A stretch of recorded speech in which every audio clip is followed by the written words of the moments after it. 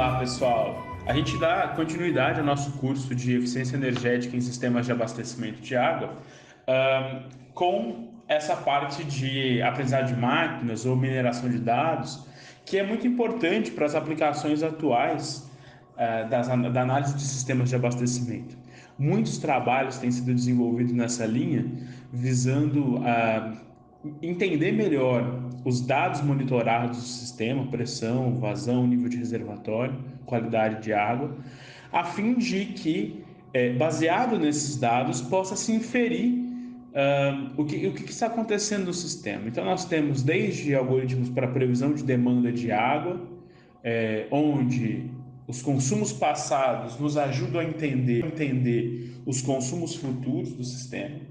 Baseado nesses consumos, existem algoritmos sendo desenvolvidos para detecção de vazamento, para detecção de eventos anômalos, como ataques cibernéticos nas redes, coisas que a gente antigamente não escutava falar, hoje começa a ser desenvolvido, né?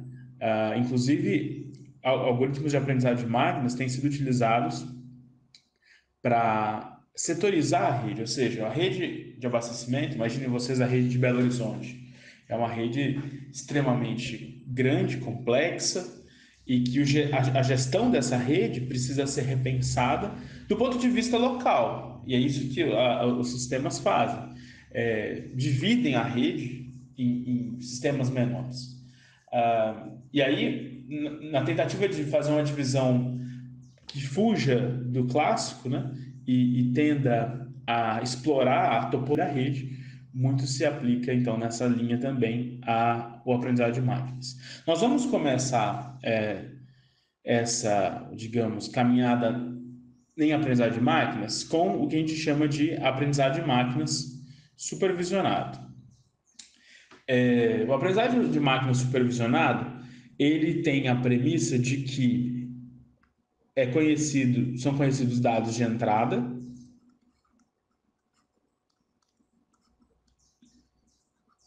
né?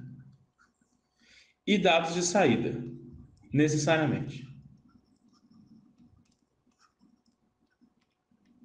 Então a gente tem necessariamente entrada e saída, tá? O que eu quero dizer com dados de entrada e saída? Vamos pensar o seguinte, ó. Eu vou colocar uma tabelinha aqui e eu tenho valores de x e y. 0, 0. 1, 1. 2, 4. 3, 9. 5, 25. Se eu coloco 10 aqui, o que eu espero encontrar como valor de y? Acredito que muitos de vocês vão falar 100. Vejam só, quando eu falo em dados de entrada, eu estou falando do que eu conheço do x. Quando eu falo em dados de saída, estou falando que eu conheço a resposta para esse valor de entrada. Isso que a gente fez aqui, nós costumamos chamar de aprendizado por inferência.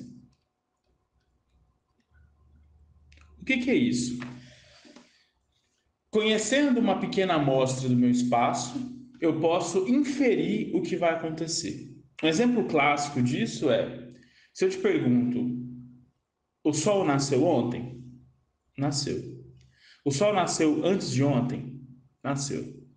O Sol nasceu segunda-feira passada? Nasceu.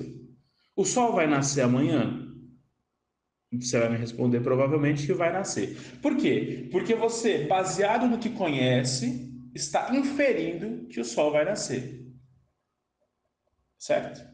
Aqui é a mesma coisa. Baseado no que eu conheço, eu inferi uma regra. A minha regra, provavelmente inferida, foi que y é igual a x ao quadrado. E se eu dissesse que a resposta disso aqui não é 100, mas que a resposta é errada? E se eu dissesse que a resposta disso aqui não é 100, mas que a resposta disso aqui é 10? Está errado? Não. Por que não está errado? Porque eu só conheço o espaço de 0 até 5. Eu inferi que o que vai acontecer com 10 é o mesmo que aconteceu com os valores de 0 até 5. Eu não tinha uma regra, eu criei uma regra baseada no que eu conhecia. Tá? Então, o aprendizado por inferência, ele trata muito bem do espaço conhecido, mas tem problemas de generalização. A gente tem sérios problemas de generalização, ou seja, de inferir fora do espaço conhecido. Ah, mas para que serve inferir dentro do espaço conhecido? Olha, por exemplo, eu propositalmente pulei o número 4 aqui. Com muito clareza, dizer que 4 vai ser igual a 16. Porque o 4 está dentro do meu espaço. Então, veja, eu tenho um espaço delimitado, tenho pontos amostrais desse espaço, e para trabalhar com o aprendizado de máquina supervisionado, eu preciso ter dados de entrada, que é o meu x, e dados de saída, que é o meu y. Esse tipo de aprendizado de máquinas trabalha por inferência, ou seja, conhecendo amostras do espaço, tenta descobrir alguma regra que relacione entrada e saída.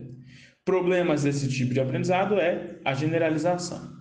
Aqui a gente já vai começar a entender alguns problemas que nós podemos ter pelo caminho na hora de fazer previsões e tudo mais. Porque se eu não tenho uma boa amostragem do meu espaço, eu tenho problemas de criar um algoritmo que faça boas inferências. Então, lá, quando nós falamos em aprendizado de máquinas supervisionado, estamos necessariamente correlacionando entrada e saída, ok? O aprendizado de máquina supervisionado, ele serve para duas aplicações clássicas: a regressão e a classificação. Ou seja, eu posso fazer tanto uma regressão com o aprendizado de máquina supervisionado e uma classificação. Qual que é a diferença entre as duas coisas? A regressão, normalmente, você tem um conjunto de dados de entrada x que leva para y, sendo que y pertence aos reais. Então, o que você tem como valor de resposta em y é uma função contínua. Você pode ter 0, 0,35, 0,55, 1, 1,5 e por aí vai. 1,5 e por aí vai. Uma função contínua. Você não tem pontos amostrais do espaço, necessariamente uma função contínua. Isso é muito útil para fazer previsões de variáveis contínuas. Por exemplo, no abastecimento de água, a gente teria previsão de demanda. O quanto você consome de água é um valor contínuo. Pode ser 0, pode ser 1 litro, pode ser 10 litros, etc. Serve para fazer previsão para a qualidade de água, ou seja, qual é a concentração de cloro em um determinado ponto da rede às 10 horas da manhã de uma segunda-feira. Baseado no passado, a gente conseguiria estimar alguma coisa nesse sentido. E outros parâmetros hidráulicos que são contínuos, né? Qualquer outro parâmetro, pressão, vazão, etc. São dados contínuos.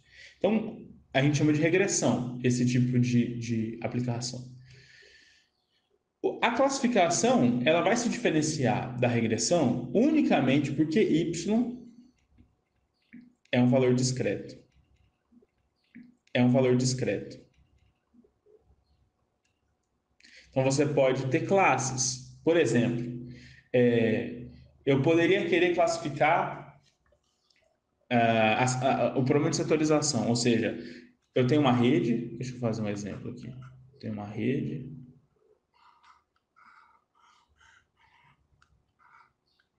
Eu quero agrupar os nós dessa rede, baseado em alguma regra que eu já conheço. Então, eu sei que os nós das coordenadas aqui de cima estão no grupo 1, até metade da rede, e esse outro está no grupo 2. Aí eu tenho uma expansão da rede. Por exemplo, faço uma expansão aqui. Baseado nesse conhecimento, poderia fazer uma classificação desses dados que eu não conheço. O exemplo aqui não foi muito bom, não, porque setorização normalmente não usa aprendizado de máquina supervisionado. Um outro exemplo que é bom para a gente trabalhar é classificação, por exemplo, de imagem. Dizer, olha, um conjunto de características me leva a um grupo Y1. Um outro conjunto de características me leva a um conjunto Y2. Sendo que Y aqui necessariamente é um valor discreto. É o grupo 1, é o grupo 2, é o grupo 3, é o grupo 4, tá? E por aí vai. Então, a diferença principal entre regressão e classificação é que regressão as variáveis são contínuas e na classificação as variáveis são discretas. Quando eu tenho só duas opções de grupo, por exemplo, o grupo 0 ou o grupo 1, então isso aqui a gente chama de classificação. Quando não é assim, quando eu tenho várias possibilidades, a gente tem uma classificação multi-label. Normalmente, o valor de y a gente chama de output ou label, tá?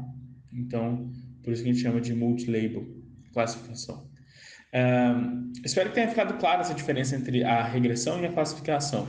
Ambas participam aqui do aprendizado de máquina supervisionado, mas uma vai participar com dados de saída com outputs contínuos e outra com outputs discretos. Essa é a principal diferença entre as duas. Bom, então basicamente o que a gente tem é o seguinte: nós temos dados de entrada e dados de saída, esses dados são passados para o meu algoritmo de aprendizado de máquinas. O meu algoritmo de aprendizado de máquinas faz todos os cálculos necessários e ele me devolve uma regressão ou uma classificação. Tá? Então, o processo que a gente tem é exatamente esse. Nós temos que tomar muito cuidado nesses três passos. Por quê? Primeiro, eu preciso garantir que os meus dados sejam bons representantes do meu problema. Não adianta eu fazer previsão de demanda de água, por exemplo, sem ter bons dados coletados de demanda de água, porque eu não vou conseguir fazer. O que a gente tem que entender é que quando a gente trabalha com aprendizado de máquinas, a gente perde toda a visão física do problema. Tudo está baseado em dados. Então, se os meus dados são bons, eu vou ter boas correlações, eu vou ter bons classificadores, vou ter bons regressores. Se os meus dados são ruins, eu não consigo criar bons produtos. A gente tem que entender que esse núcleo do aprendizado de máquinas, ele é uma máquina de moer carne.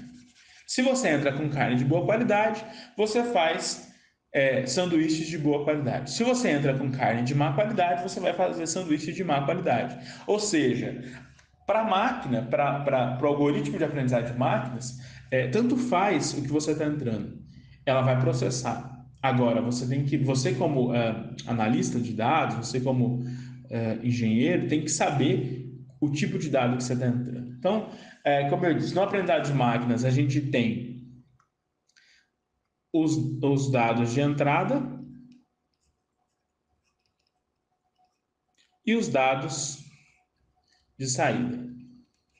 Eu vou sempre tentar colocar os nomes em inglês também, porque a maior parte dos nomes em inglês.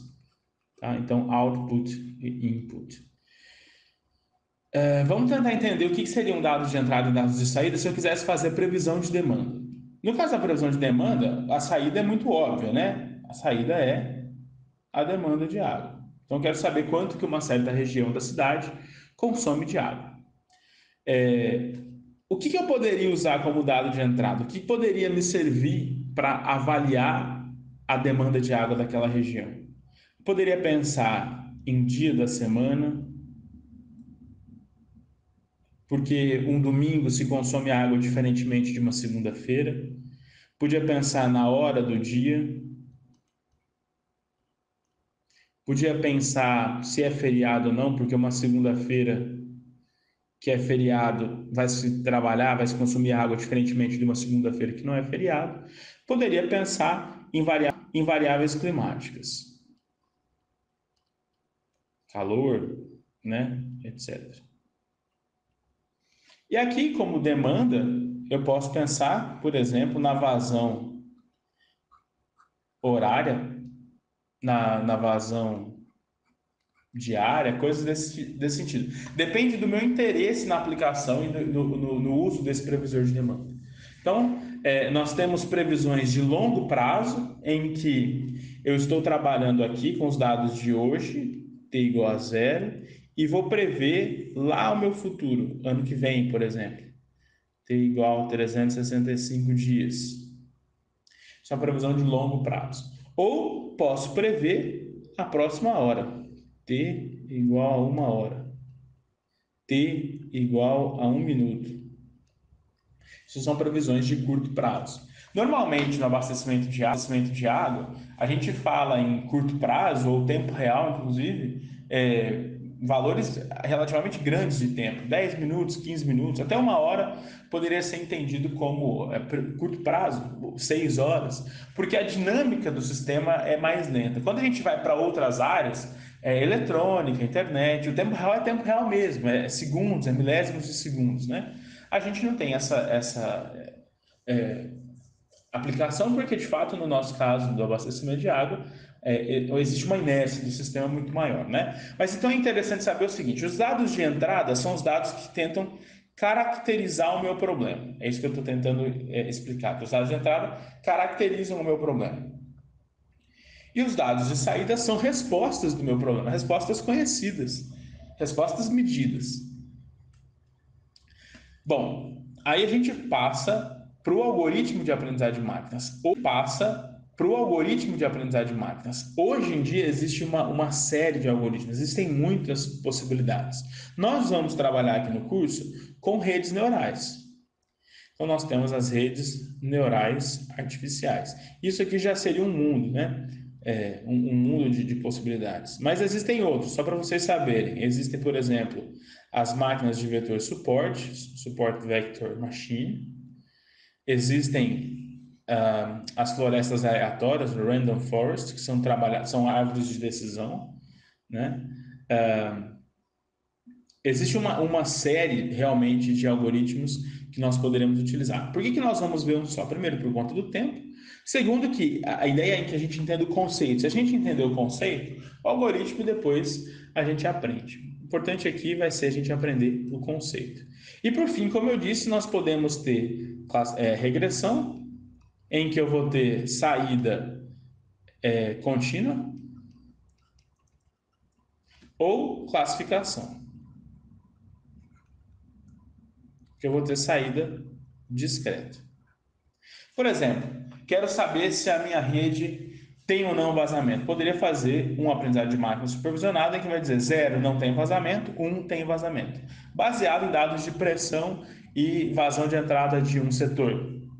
Seria uma possibilidade de aplicação, tá? Então, o que é importante nesse primeiro vídeo é a gente entender o que é aprendizado supervisionado. Aprendizado supervisionado é aquele que necessita necessariamente dados de entrada e dados de saída, porque ele se baseia na correção do erro, ou seja, cada vez que ele vê entrada e saída e erra, o algoritmo vai se aperfeiçoando, e por isso que chama aprendizado, para que ele aprenda de fato no meu sistema, no meu modelo que eu estou trabalhando.